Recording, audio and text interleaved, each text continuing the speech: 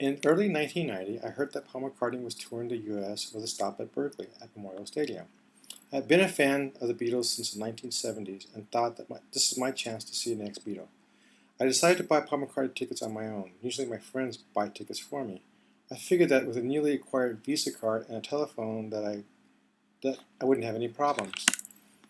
Okay, so I had a rotary phone instead of a fancy touch-tone phone with a redial button, but that shouldn't make a difference.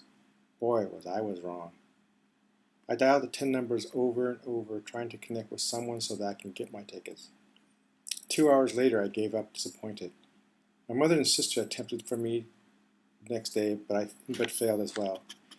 About 2 weeks later, a friend of mine called me up and asked if I wanted to go to the concert. At first, I thought she was joking, but she wasn't. I couldn't believe that I actually was going to go see Paul McCartney after all. The day of the concert, March 31st, 1990, I packed my bag and blankets and pillows and wore a heavy jacket. It was supposed to be cold that night, and rode BART from Union City to Berkeley. From the station, we walked a couple of miles to Memorial Stadium, with a large crowd making their way too.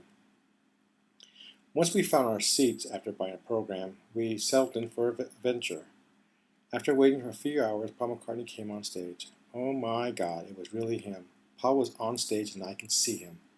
I nearly cried and thanked my friend over and over for inviting me. Along with nearly 70,000 fans, I sang harmony and background for every song that was played. When Hey Jude was concluding, I was in a group swaying back and forth singing the end part.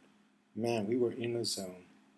After the encores, my friend and I waited for the crowd to filter out before heading back to BART for the ride home. We listened to other fans telling their favorite parts of the concert.